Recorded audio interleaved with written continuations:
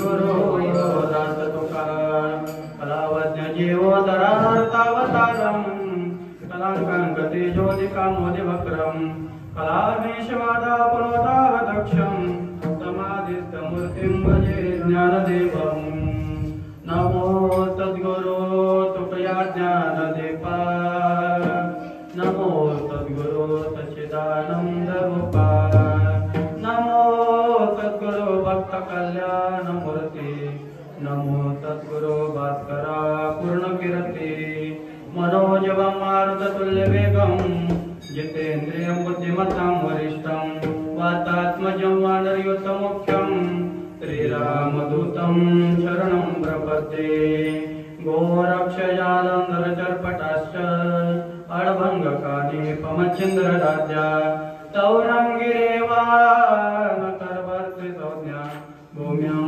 बहुर्णवनाथसिद्धः नागेन्द्रहराय त्रिलोचनाय भस्माङ्गरागाय महेश्वराय नित्याय शुद्धाय दिगम्बराय तस्मै नकाराय नमः शिवाय गुरुर्ब्रह्मा गुरुर्विष्णु गुरुर्देवो महेश्वरः गुरु साक्षात् परब्रह्म तस्मै श्री गुरवे नमः विठोबारुकुमार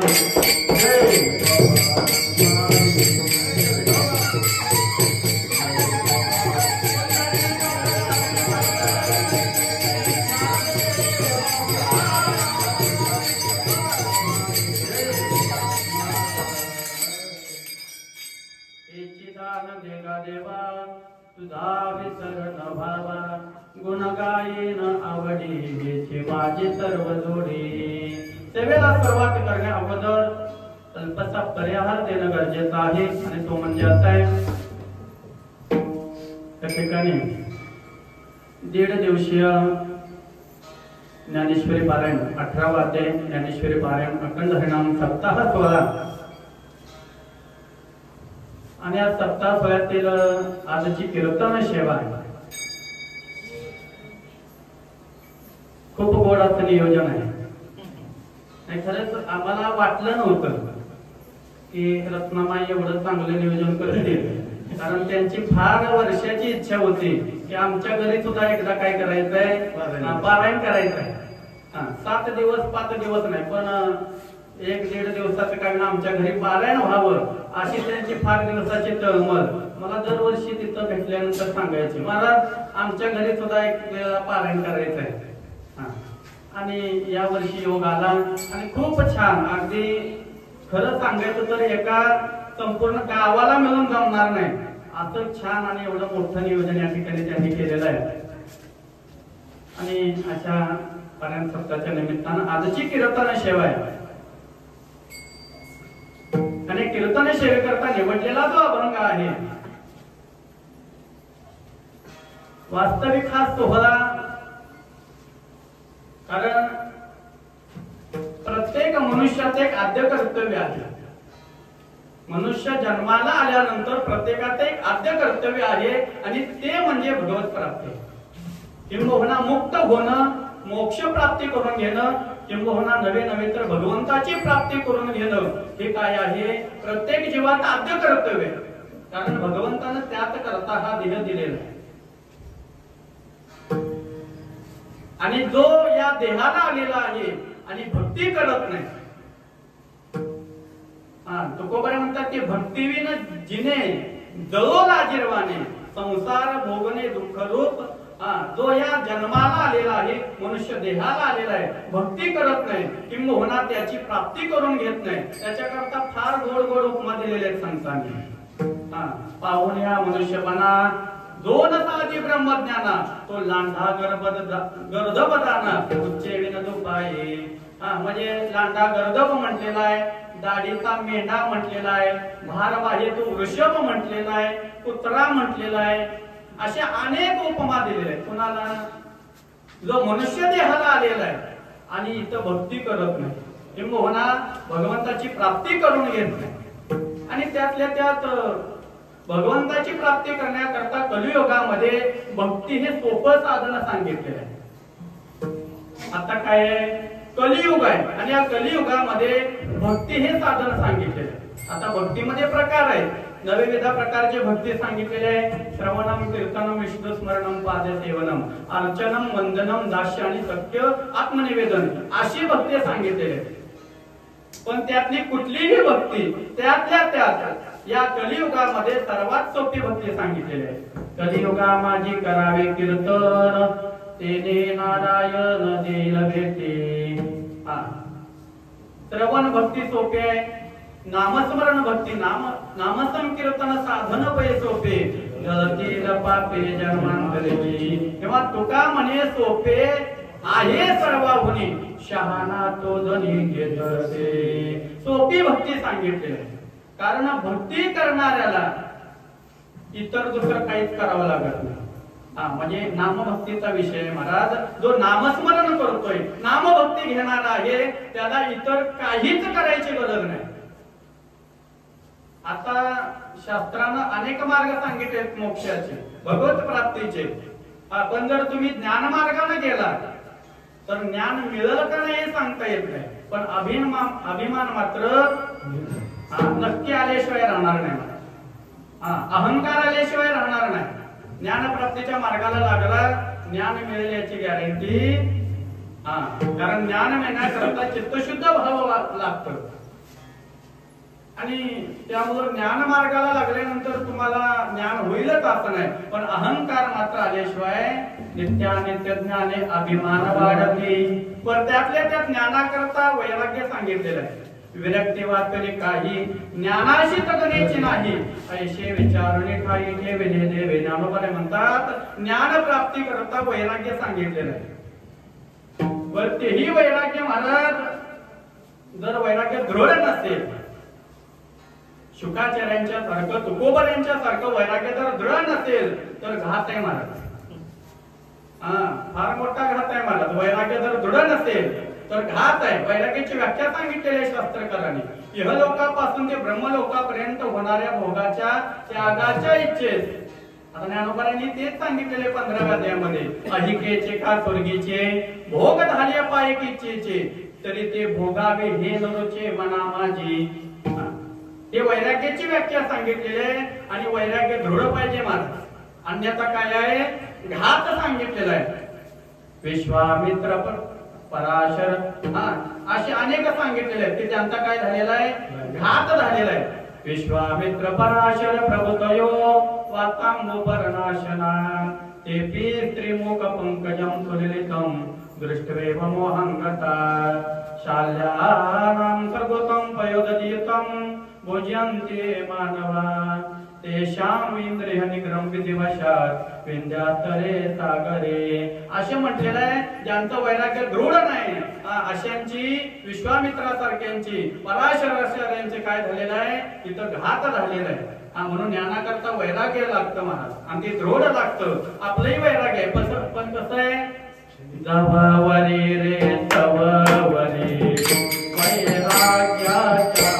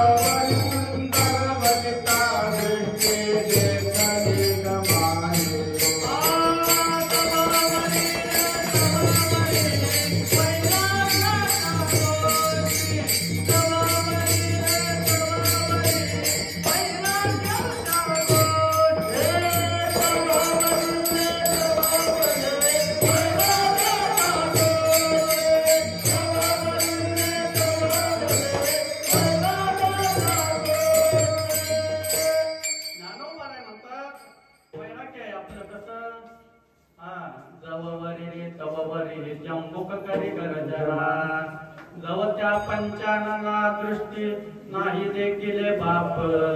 कुठपर्यंत वैराग्य आहे? जववरी रे तववरी वैराग्याच्या गोष्टी, जव सुंदर वनिता दृष्टी देखील नाही बाप. असलं वैराग्य काही कामाचं नाही मला. असल्या वैराग्यानं ज्ञानी होत नाही, उलट घात होतो मला. म्हणून ज्ञान मार्गाला गेलो तर ज्ञान होईल असं नाही मला. पण भक्ती ही अशी आहे, जो भक्तीच्या मार्गाला लागलेला आहे त्याच्या पाठीमागून हे सगळं येते. महाराज म्हणतात त्याला इतर काही करायची गरज नाही. पुढे भक्तीने धरले हाती, पुढे भक्तीने धरले हाती, पुढे भक्तीने धरले हाती.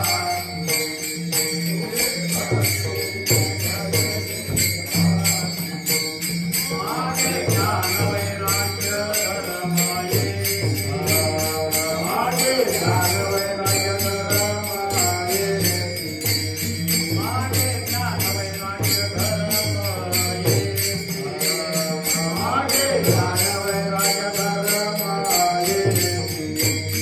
चिरागे देले अष्टपरे होती, चिरागे देले अष्टपरे होती, चिरागे देले अष्टपरे होती, चिरागे देले अष्टपरे होती.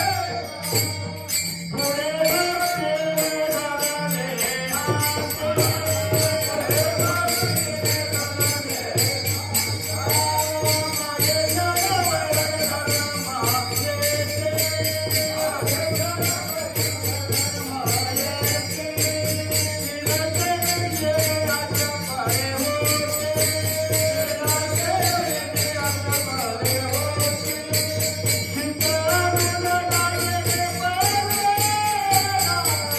चित्त आनंदा देले पावते ना, चित्त आनंदा देले पावते ना, चित्त आनंदा देले पावते ना.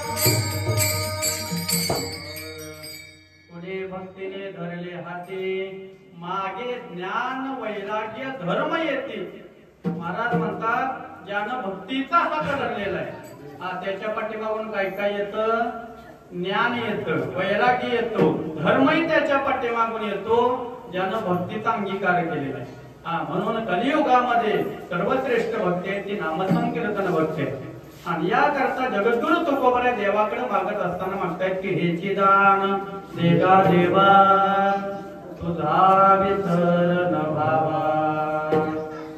काय मागितलेलं आहे? देवा मला हेच दे. बर त्यात काय मागितलंय? दान मागितलेलं आहे. मला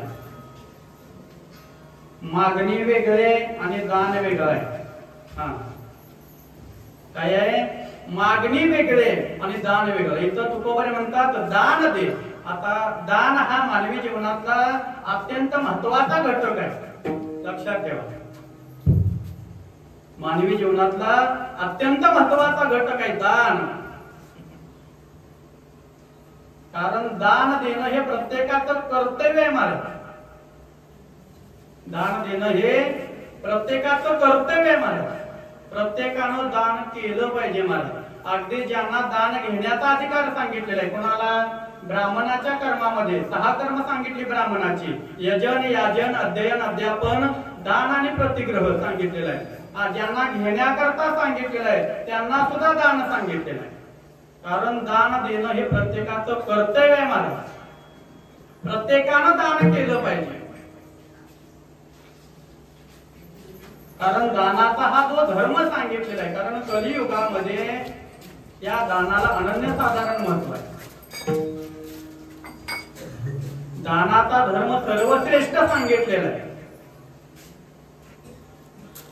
कारण धर्मवृत्ती जो वृषभ सांगितलेला आहे, त्याच्या 4 पायापैकी एक दान आहे महाराज. आणि कलियुगामध्ये तो एकाच पायावर उभा आहे आणि तो म्हणजे दान आहे. बघा लक्षात येतंय का? तो कुठला असेल पाय तर दान आहे महाराज. म्हणून दान हे करणं प्रत्येकाचं कर्तव्य आहे आणि ते केलंच पाहिजे. ज्याला जीवनामध्ये मोठं व्हायचं आहे त्यानं दाता बनावं. ज्याला जीवनामध्ये मोठं व्हायचं आहे त्यानं काय बनावं? दाता बनावं. दाता हा नेहमी काय असतो? मोठा असतो. लक्षात घ्या. देणारा म्हणून देणाऱ्याचा हात कुठं असतो? वर असतो. आणि घेणाऱ्याचा, बरोबर आहे का? देणाऱ्याचा हात वर असतो आणि घेणाऱ्याचा, म्हणून घेणाऱ्यापेक्षा देणारा हा काय आहे? मोठा आहे महाराज. मग तुम्ही सांगा, आपल्याला देणारा आवडतो का घेणारा? तुम्हाला काय माहिती आहे का नाही? आपल्याला देणारा आवडतो का घेणारा? प्रत्येकाला देणारा आवडतो महाराज. घेणारा कोणाला सुद्धा आवडत. एखादा समोर जर आला, तुम्ही सांगा, आपल्याला मागणारा आवडतो? मागणारा आवडतो का? नाही. मागणारा समोर ना आला तर आपण दुसऱ्या गलीने निघून जातो. का? जो काय तर आपल्याकडे मागितल्याशिवाय राहणार नाही. म्हणून आपण दुसऱ्या पासून निघून जातो महाराज. म्हणजे मागणारा कुणालाही आवडत नाही, देणारा प्रत्येकाला आवडतो. तसं देवाला सुद्धा महाराज मागणारा भक्त आवडत नाही महाराज. आणि आपण मागितल्याशिवाय राहत कुठल्या देवाला गेलोय आणि मागितल्या नाही असं झालेलं. पण मागायबद्दल काय नाही महाराज. रोज वेगळ्या देवाला मागितल्यावर कुठला देव दिल होता? रोज वेगळ्या देवाला मागितल्यावर कुठला देव दिला आपल्याला? आपल्याला 1000 रुपये उसणं पाहिजे लागते. आता माळी साहेबांच्याकडे गेले म्हणजे 1000 रुपये पाहिजे. साहेब म्हणले चालते पण थोड्या वेळाने या. तर तात्यांच्याकडे 1000 रुपये पाहिजे. पुन्हा भाऊंच्याकडे गेले 1000 रुपये पाहिजे. एकाकडे मागितलं तर एक दिलं महाराज. आपण प्रत्येकाकडे जर रोज एका देवाला मागायला गेलो तर कुठलाच देव काय देणार? आपल्याला सुद्धा मागणारा आवडत नाही, देणारा. तसं देवाला सुद्धा महाराज मागणारा भक्त आवडत नाही. काही न मागे कोणाशी तोची आवडे देवाशी असं म्हटलेलं आहे. देवाला, वास्तविक देवाला मागावं लागत नाही महाराज. मागाशी सांगितलं न सांगता कळे अंतरीचे बोध.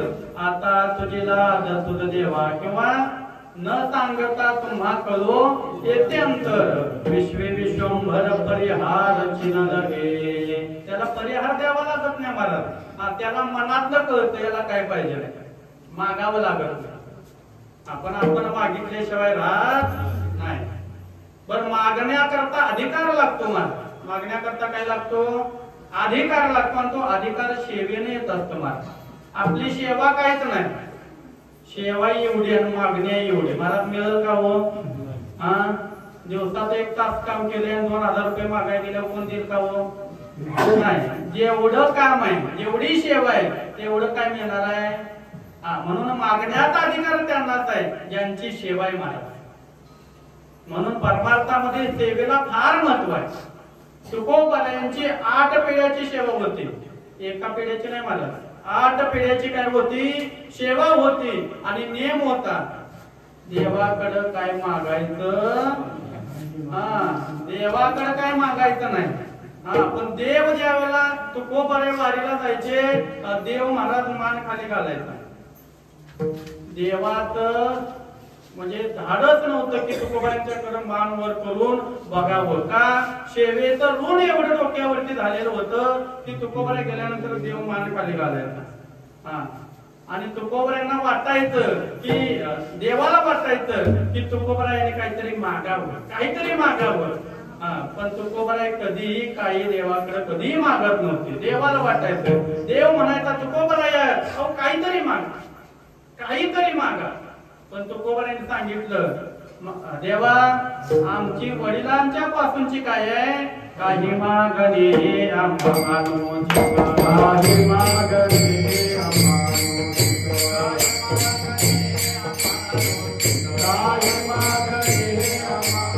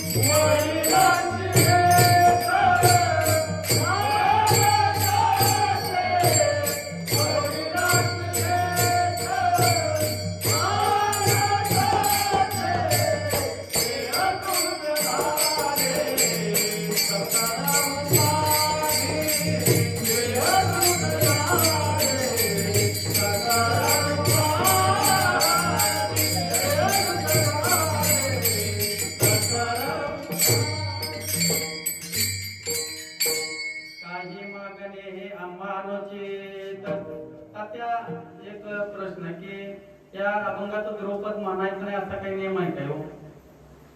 त्या अभंगाचं द्रौपद म्हणायचं नाही असा काही नियम आहे काय देवा महाराज? मी पण आजपर्यंत काय कोणी म्हटलेलं ऐकलेलं हा नाही, खरंच नाही ऐकलेलं. मी एकदा म्हटलं बघावं तरी गात्यामध्ये नेमकं द्रौपद काय आहे का म्हणत नसावे. पण आजपर्यंत कोणी म्हटलेलं मी ऐकलं नव्हतं. म्हणलं आपण आता बघूया. पण म्हटलं तर एखादं म्हणेल बाबा आपल्याला चालत नाही म्हणायला तेव्हा म्हणायचं नसतंय. देह तुच्छ झाले सकळ उपाधी सेवेपाशी बुद्धी राहिली. ते तुकोबारीने सांगितलं आमची बुद्धी सेवेपाशी आहे.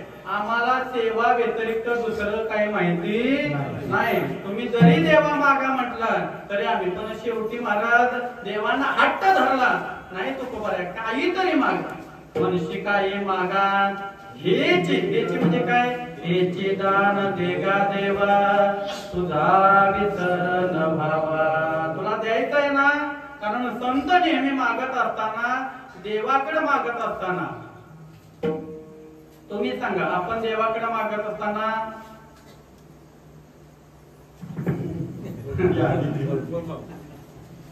देवाचं मागतोय का देव मागतोय हो? तुम्ही मागताय का नाही देवाकडं? मग देवाचं मागताय का देवासाठी मागताय? आपण सगळे मागणारे देवाचं मागणारे. हे सगळं जे आहे ते देवाचं आपल्याला पाहिजे. देव आपल्याला पण संत मागत असताना देवच मागतात. म्हणजे मागणी आहे ती देवासाठी, स्वतःसाठी नाही. देवाचं काही मागत नाही, देवच मागतात. हेची दान देगा देवा तुझा विसर न भावा. दान द्या म्हटलेलं. आणि दान हे प्रत्येकाचं देणं हे कर्तव्य आहे. आपण दान देत असताना त्याच्याकरता दानाचा धर्म सांगितलेला आहे. आपण नीतीही सांगितलेलं आहे महाराज. कारण प्रत्येकाकरता दान हे प्रत्येक जीवालाच नव्हे तर सर्वांना दान देण्याचा अधिकार आहे. देण्याचा अधिकार म्हणजे देणं हे त्याचं कर्तव्य आहे महाराज. काय झालं? देवांचा एक प्रतिनिधी, राक्षसांचा एक प्रतिनिधी आणि मानवाचा एक प्रतिनिधी, तिघही आपापल्या समाजाचं कल्याण कशाने होईल हे विचारण्याकरता देव गुरु बृहस्पतीच्याकडे गेले. प्रत्येकाला वाटते की आपलं काय व्हावं, आपलं समाजाचं आपल्या लोकांचं काय व्हावं, कल्याण व्हावं हे प्रत्येकाला कळणार आहे. म्हणून देवांचा प्रतिनिधी, माणसांचा प्रतिनिधी आणि राक्षसांचाही प्रतिनिधी सगळेजण देव गुरु बृहस्पतींच्याकडे गेले. त्यांना म्हटले विचारायचं की आपल्या समाजाचं कल्याण नेमकं कशानं होईल, काय केल्यानं होईल हे विचारणा करता ज्यावेळेला गेले त्यावेळेला बृहस्पती महाराज ध्यानामध्ये होते. आता यांनी बघितलं तर ध्यानामध्ये म्हटल्यानंतर लांबूनच नमस्कार केला आणि ध्यान संपण्याची वाट बघत तिथं बसले. आता बसले असताना थोडा वेळ गेला आणि थोडा वेळ झाल्यानंतर त्यांच्या तोंडातून बृहस्पतीच्या मुखातून द असा अक्षर आलं. मोठ्यानं काय आलं, द असा अक्षर आलं. आता हे ऐकलं पण यांना काही समजलं नाही. थोड्या वेळानं ध्यानातून बाहेर आल्यानंतर सगळ्यांनी नमस्कार केला आणि पहिल्यांदा देवांचा प्रतिनिधी बृहस्पतींच्या समोर गेला. म्हणजे गुरु महाराज, आम्ही तुम्हाला काहीतरी विचारणा करता आलो. आता बृहस्पतीने विचारला, म्हणजे तिघच्या तिघा आज इकडं कसं काय? तर म्हटले आम्ही तुम्हाला काहीतरी विचारणा करता आलोय. त्यावेळेला बृहस्पतीने सांगितलं, म्हटले अरे तुम्ही का आलाय हे मला कळालंय आणि त्याचं उत्तर सुद्धा मी काय केलंय, दिलंय. म्हटलं अहो म्हटले तुम्ही तर आल्यापासून ध्यानात होता, फक्त तुमच्या मुखातून द असं अक्षर आले आणि तुम्ही म्हणताय तुमच्या प्रश्नाचं उत्तर सुद्धा दिलंय. आणि म्हटले खरंच दिलंय आणि तेच तुमच्या प्रश्नाचं उत्तर आहे. अहो म्हटले आम्ही समजलो नाही, कृपा करून आम्हाला या द या अक्षराचा काय अर्थ आहे हे आम्हाला समजून सांगा. म्हणून पहिल्यांदा देवांचा प्रतिनिधी समोर गेला, हात जोडले आणि म्हटले द याचा अर्थ आम्ही काय घ्यायचा. त्यावेळेला बृहस्पतीने सांगितलं, म्हणजे तुम्ही कोण आहात, देव आहात. आता देव काय सदासजी होत नाही मला का होतंय हो? देव होण्याकरता काय करावं लागतंय, पुण्य करावं लागतंय. का शतएक जन्मा तो जन्मोनी ब्रह्मकर्मा किंवा 100 यज्ञ करावं लागतात मला.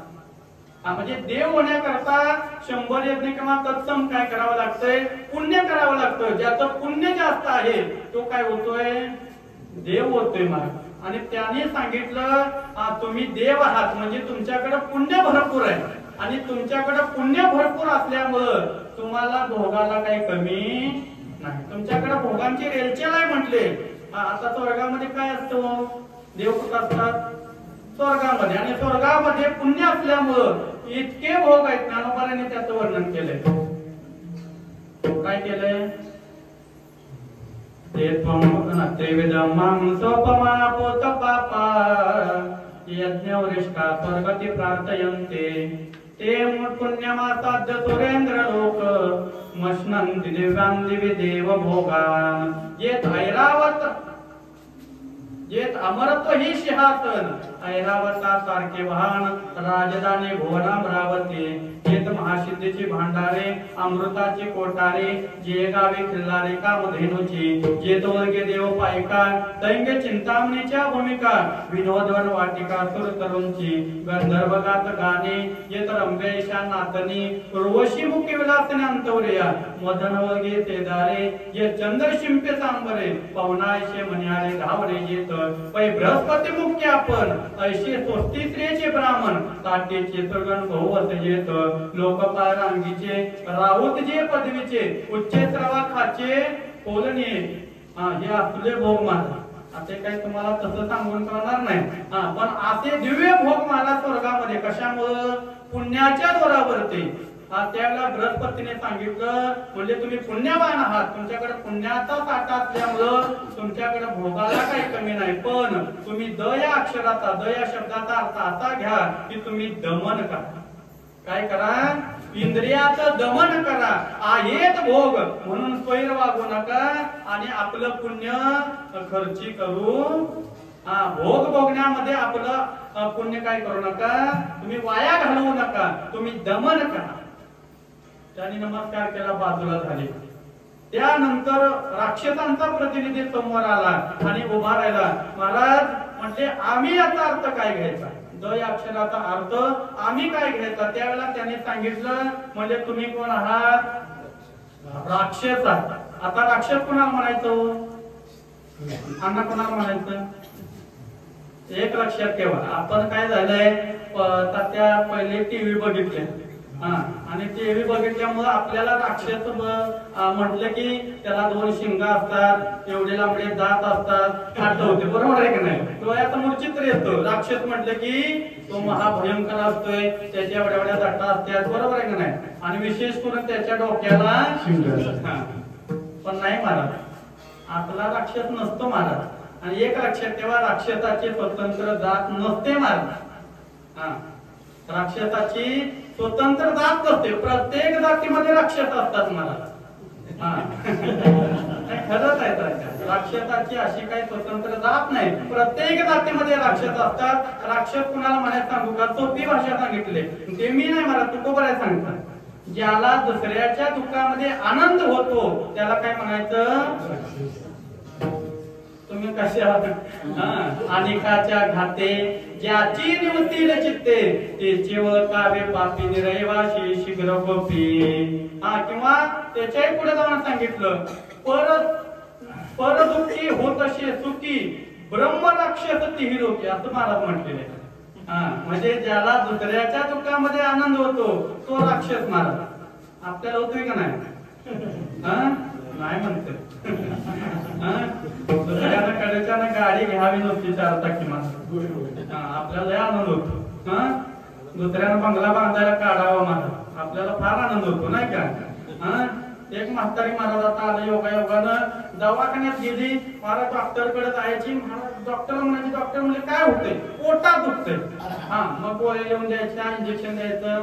आणि तिथं गुण आला नाही. इस्लामपूरला गेली, इस्लामपुरात गुण आला नाही. सांगलीला गेली, सांगलीत गुण आला नाही. महाराज मिरजाला गेली, मिरजात गुण आला नाही. कोल्हापूरला गेली, कोल्हापुरात सुद्धा गुण आला नाही. महाराज प्रत्येक डॉक्टरना औषध द्यायची, वेगवेगळी गोळ्या द्यायच्या, इंजेक्शन द्यायचं महाराज, सलाईन लावायची.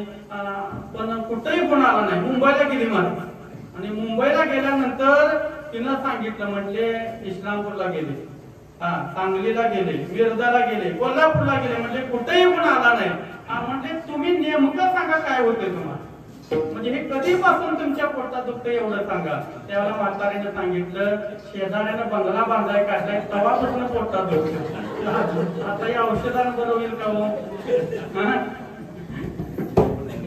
हे औषधानं बरं व्हायसारखं नाही. काय सांगतो तो राक्षस महाराज. राक्षस कोणाला म्हणायचं? ज्याला दुसऱ्याच्या दुःखामध्ये आनंद होतो. ही व्याख्या तुकोबरायांची. परदुःखे होत असे सुखी ब्रह्मराक्षस, म्हणजे छोटा राक्षस नाही, मोठा सांगितलेला. हा ब्रह्मराक्षस ती लोके म्हटलेलं आहे. आणि म्हणजे तुम्ही राक्षस आहात. तुमचा मूळ स्वभाव हिंसा प्रिय प्रधान. राक्षसांचा स्वभाव काय? हिंसा करणं. हा राक्षसांचा स्वभाव आहे. म्हणून त्यांना सांगितलं, म्हणजे तुमचा स्वभाव आहे हिंसा करणं. तुम्ही दया शब्दाचा अर्थ दया घ्या. प्रत्येकावर काय करा? दया करत चला. तुमच्या समाजाचं कल्याण आपोआप होईल. नमस्कार केल्याने बाजूला झाला. त्याच्यानंतर माणसाचा प्रतिनिधी समोर उभा राहिला. म्हणजे महाराज आम्ही दया शब्दाचा अर्थ काय घ्यायचा? आता म्हटल्यानंतर त्याने सांगितलं तुम्ही माणसं आहे.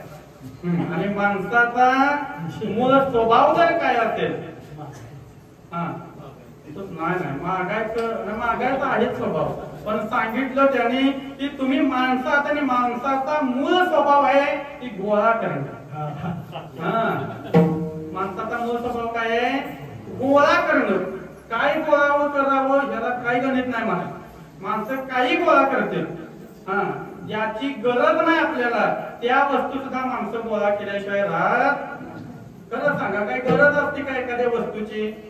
ज्याच्या घरामध्ये महाराज चूल नाही ती दळण गोळा करत आहेत का नाही माणसं? बरं काय आपल्याला ज्या वस्तूची गरज नाही, कारण माणसाचा स्वभाव आहे महाराज गोळा करणं. बरं किती गोळा करावं, काय गोळा करावं त्याला काही गणित.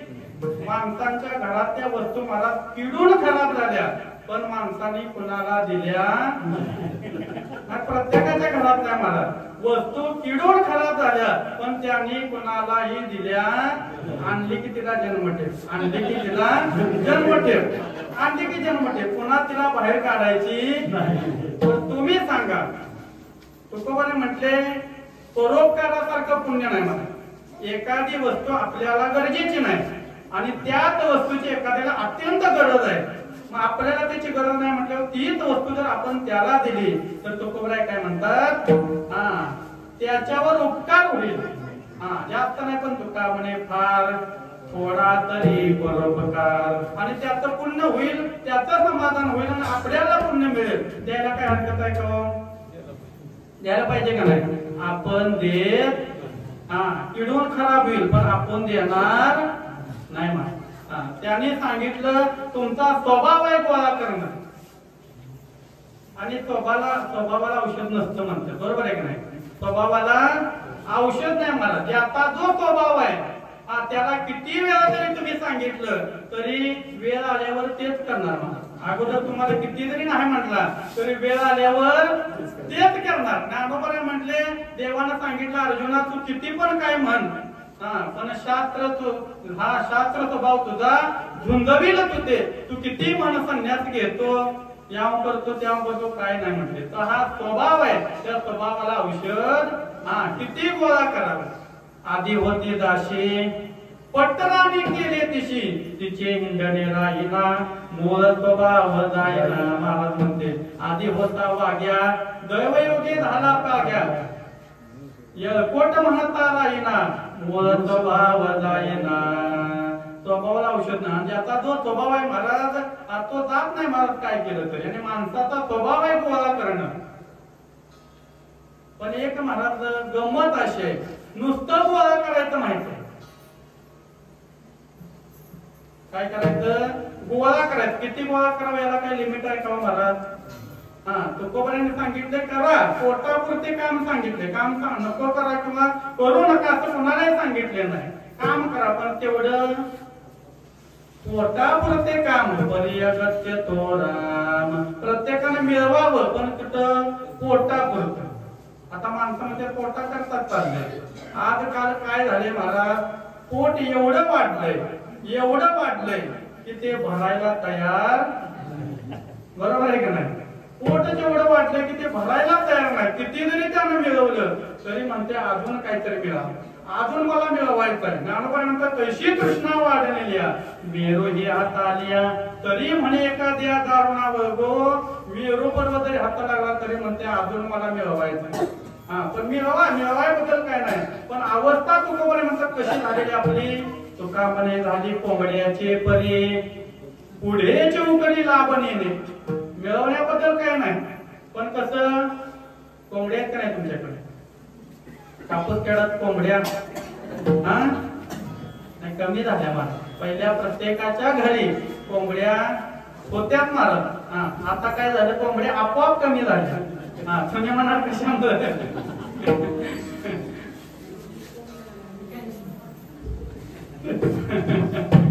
त्या म्हणतात ते घरगुती कमी झाले. बरोबर आहे. नाही त्यांना उकरायलाच काय राहिलं नाही. इकडे तिकडे कॉन्क्रीट. आता त्यांनी खायचं काय? बरोबर आहे की नाही? पण आपण पाहिलेले आहेत प्रत्येकानं कोंबड्या. कोंबडीकडे जर तुम्ही कधी निरीक्षण केलं असलं तर कोंबडी काय करते हो बघितले का नाही कधी? दोन्ही पायाने नुसतं उकरायचं आणि मागं टाकायचं. आपण काय खायचं? नुसतं उकरायचं ना मागं टाकायचं. म्हणजे खाणारी वेगळीच. नुसतं आपण उकरायचंय तसं आपलाय मला. नुसतं मिळवायचं त्याचा भोग घेणारे दुसरीच आहेत मला. त्याचं आयुष्य जातंय आणि शेवटी याच्या लक्षात येते अरा मिळवण्याच्या नादात आता आयुष्य गेलं आणि आपण त्याचा अजून काय भोग घेतला आणि पुन्हा घेता येत नाही मला. मिळवावं माणसानं पण मिळवत असताना तुकोबाने म्हणतात कसं मिळवा? जोडोनिया धन उत्तम जोडोनिया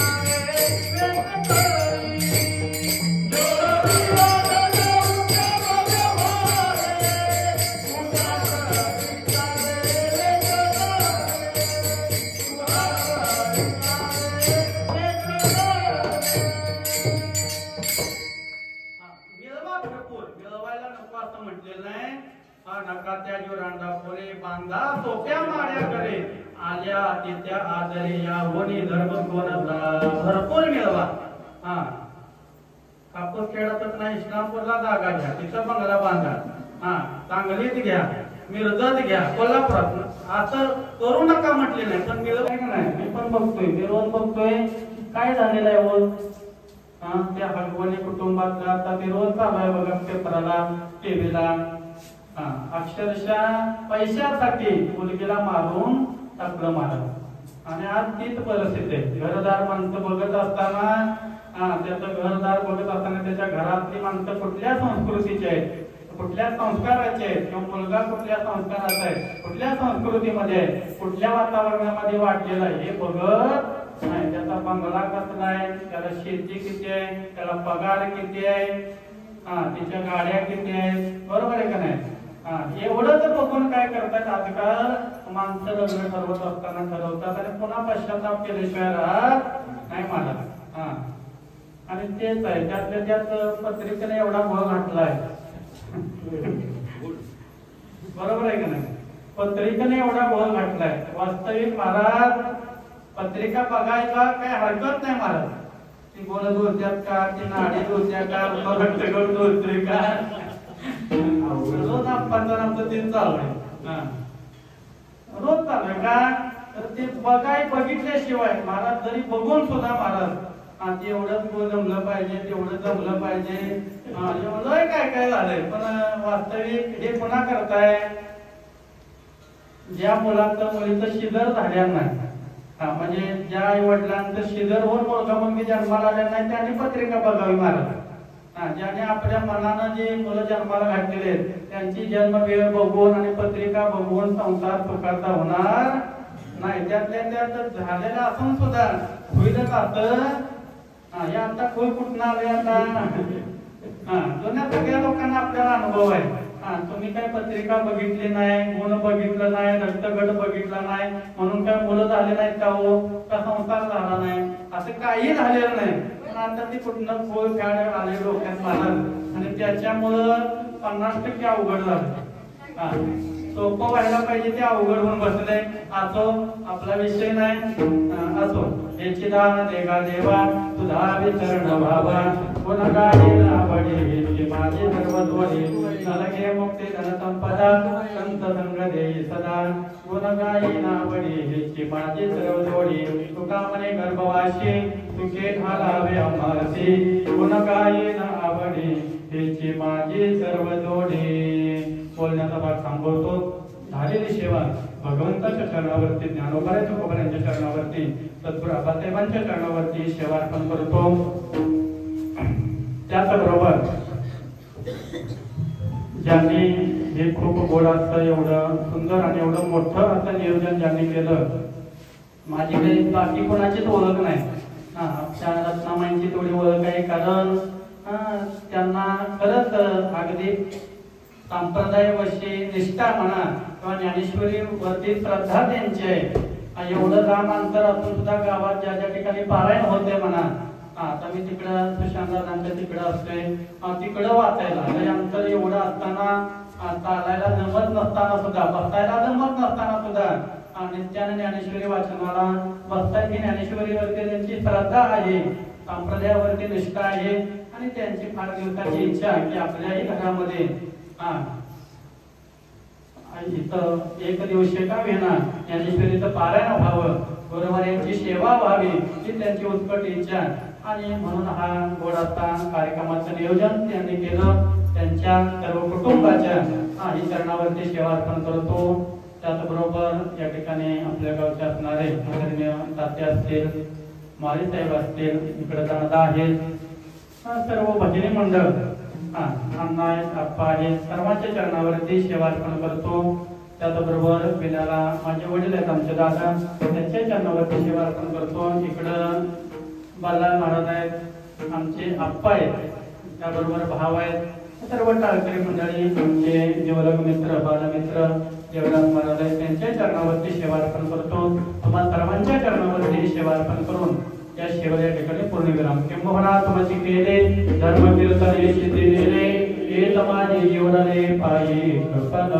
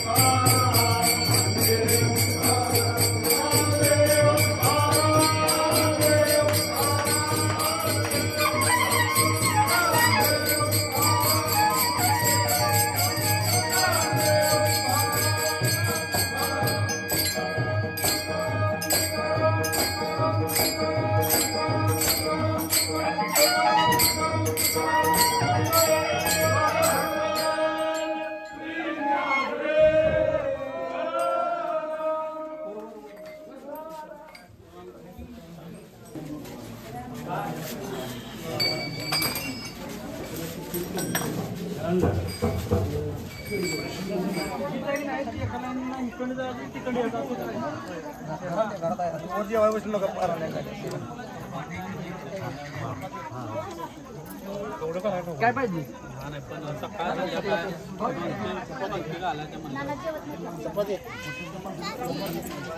मी नाही घालत तो घालतो मनीष